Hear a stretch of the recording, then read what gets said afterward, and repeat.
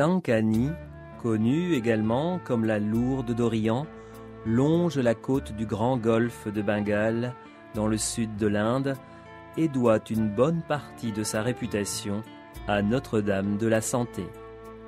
La ville de Vailankanni, située dans l'état du Tamil Nadu, accueille chaque année des milliers de pèlerins qui viennent y vénérer la Vierge.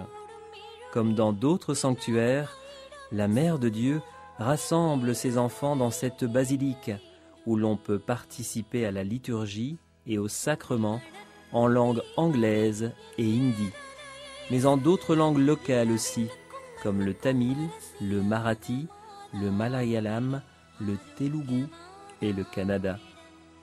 Depuis le XVIe siècle, ce lieu a connu une série de miracles et apparitions mariales en présence de nombreuses personnes.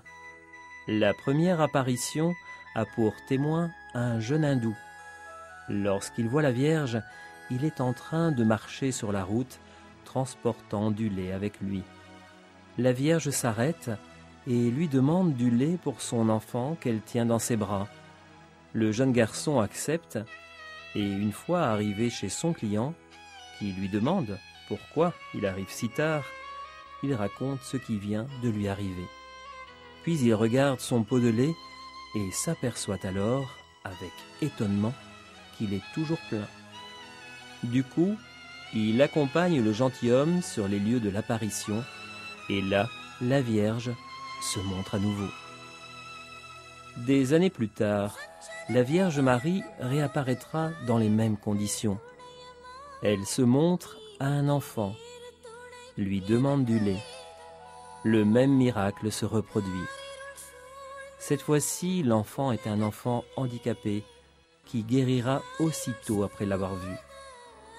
La Vierge demande de faire construire une chapelle en son honneur.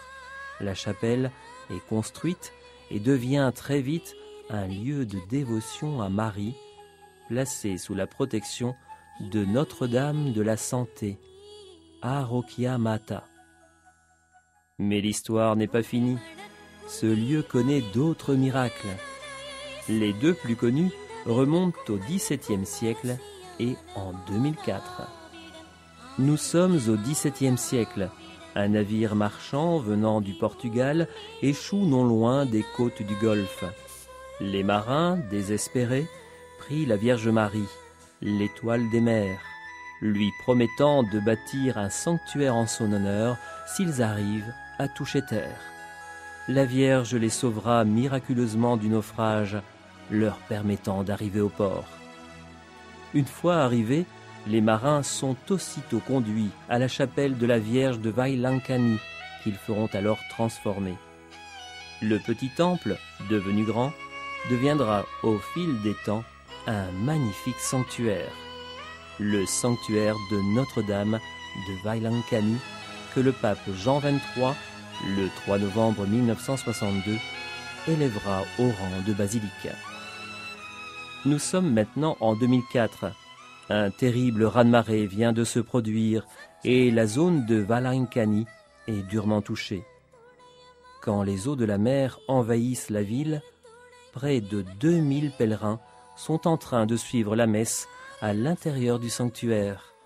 Mais miracle, le sanctuaire n'est même pas touché, alors que les eaux détruisent les autres bâtiments de la ville.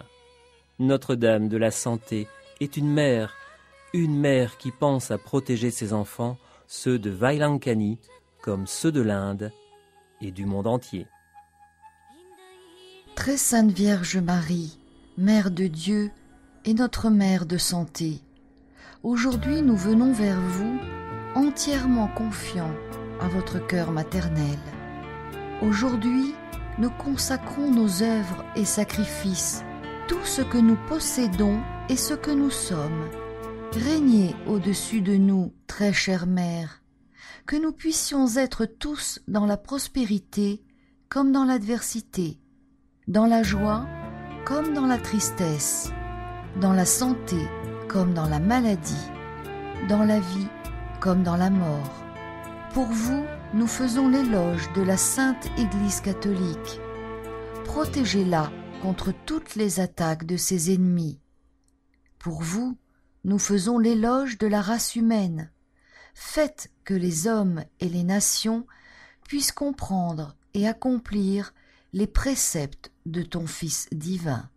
Aime ton prochain de façon à ce qu'une paix sincère puisse s'établir profondément dans la justice et dans la vérité.